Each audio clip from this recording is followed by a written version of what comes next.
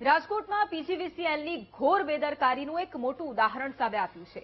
અહીંયા Balaji cooperative housing સોસાયટીના ગેટની બહાર પીજીવીસીએલના અધિકારીઓએ વીજ સબસ્ટેશન નાખી દીધું, જેના કારણે સોસાયટીના લોકોને પારાવાર હાલાકીનો સામનો કરવો પડે છે। અરે આ સબસ્ટેશનમાં એટલો બધો પ્રોબ્લેમ થાય છે, બાળકો રમી નથી શકતા। કાંઈ બી ચોમાસામાં બી અમારે 2-3 વખત છોકરાઓને બી નુકસાન બી એટલું થયું છે। પ્રસંગ છે તો પ્રસંગ નથી અમારે સરખો માણી શકતા, ગાડી ક્યાં પાર્ક કરવી।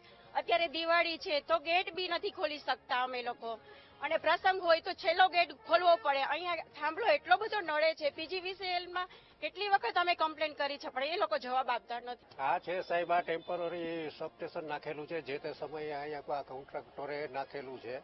આ બિલ્ડિંગનું કામ હાલતું હતું ત્યારનું નાખેલું છે। હવે નોન યુઝ પડ્યું છે। અમે કેટલી વખત અરજી આપેલી છે, 2-2.5 વર્ષ થઈ ગયા છે અરજી આપેલી છે, કોન્ટ્રાક્ટરે અરજી આપેલી છે। અમારે સિક્યુરિટી રૂમ સામે છે, આ ગેટ મેઇન ગેટ છે એ ખુલતો નથી।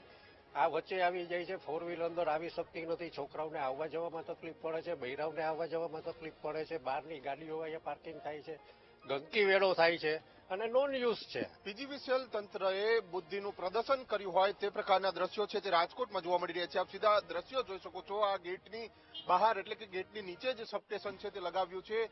શહેરના 150 ફૂટ રિંગ રોડ ઉપર આવેલી જે આવાસ યોજના છે, પ્રધાનમંત્રી આવાસ યોજના હેઠળની બાલાજી હાઉસિંગ કોઓપરેટિવ સોસાયટી છે, ત્યાંના આ દ્રશ્યો છે। આ જે નીચે ગેટ છે અને આ ગેટની ઉપર જ પીજીવીસીએલ તંત્ર દ્વારા આ સબસ્ટેશન છે તે લગાવવામાં આવ્યું છે। આપ સીધા દ્રશ્યો જોઈ શકો છો। આ ગેટ છે, આ ગેટ કેવી રીતના ખોલી રહ્યો છે અને અહીંથી જ લોકોને પસાર થવું પડી રહ્યું છે, મજબૂરીથી પસાર થવું પડી રહ્યું છે, કારણ કે જે પ્રમાણે પીજીવીસીએલ તંત્રએ બુદ્ધિનું પ્રદર્શન કર્યું છે તેને લઈને અનેક સવાલો છે તે ઉભા થઈ રહ્યા છે।